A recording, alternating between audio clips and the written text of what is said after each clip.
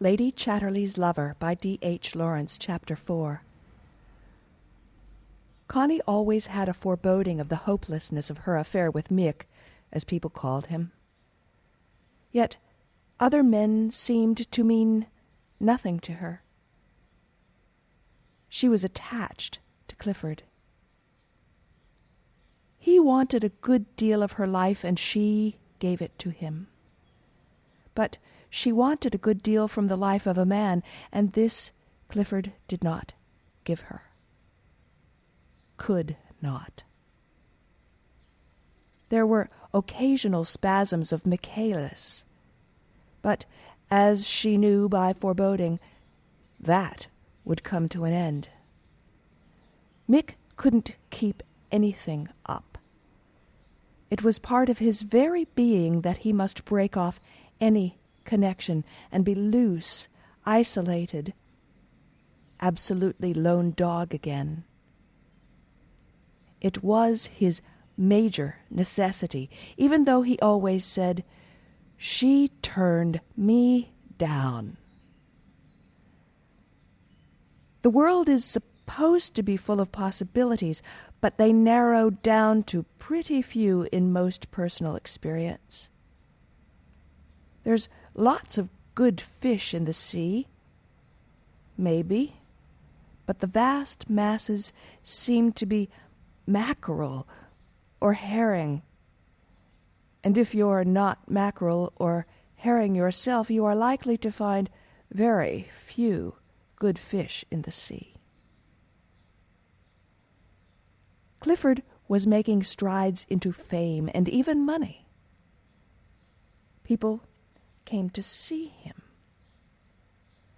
Connie nearly always had somebody at Ragby, but if they weren't mackerel, they were herring, with an occasional catfish or conger eel. There were a few regular men, constants, men who had been at Cambridge with Clifford. There was Tommy Dukes, who had remained in the army and was a brigadier general. "The army leaves me time to think and saves me from having to face the battle of life," he said. There was Charles May, an Irishman who wrote scientifically about stars. There was Hammond, another writer. All were about the same age as Clifford, the young intellectuals of the day. They all believed in the life of the mind. What you did apart from that was your private affair and didn't much matter. No one thinks of inquiring of another person at what hour he retires to the privy. It isn't interesting to anyone but the person concerned. And so with most of the matters of ordinary life, how you make your money, or whether you love your wife, or if you have affairs. All these matters concern only the person concerned and, like going to the privy, have no interest for anyone else. "The whole point about the sexual problem," said Hammond, who was a tall, thin fellow with a wife and 2 children, but much more closely connected with a typewriter, "is that there is no point to it. Strictly, there is no problem. We don't want to follow a man to the W.C., so why should we want to follow him into bed with a woman? And therein lies the problem.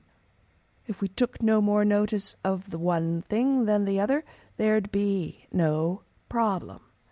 It's all utterly senseless and pointless, a matter of misplaced curiosity." "Quite, Hammond, quite. But if someone starts making love to Julia, you begin to simmer, and if he goes on, you are soon at boiling point." Julia was Hammond's wife. "Why, exactly. So I should be if he began to urinate in a corner of my drawing-room. There's a place for all these things." You mean you wouldn't mind if he made love to Julia in some discreet alcove? Charlie May was slightly satirical, for he had flirted a very little with Julia, and Hammond had cut up very roughly.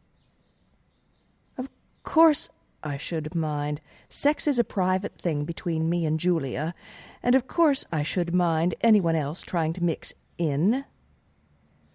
As a matter of fact, said the lean and freckled Tommy Dukes, who looked much more Irish than May, who was pale and rather fat, as a matter of fact, Hammond, you have a strong property instinct and a strong will to self-assertion, and you want success.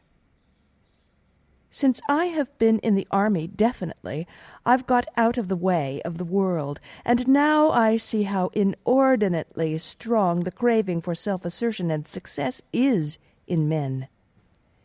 It is enormously overdeveloped. All our individuality is run that way, and of course men like you think you'll get through better with a woman's backing. That's why you're so jealous. That's what sex is to you, a vital little dynamo between you and Julia to bring success. If you began to be unsuccessful, you'd begin to flirt, like Charlie, who isn't successful. Married people like you and Julia have labels on you like travelers' trunks. Julia is labeled Mrs. Arnold B. Hammond, just like a trunk on the railway that belongs to somebody, and you are labeled Arnold B. Hammond, C.O., Mrs. Arnold B. Hammond. Oh, you're quite right. You're quite right. The life of the mind needs a comfortable house and decent cooking. You're quite right. It even needs posterity. But it all hinges on the instinct for success. That is the pivot on which all things turn.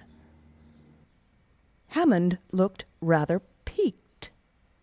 He was rather proud of the integrity of his mind and of his not being a time server. Nonetheless, he did want success.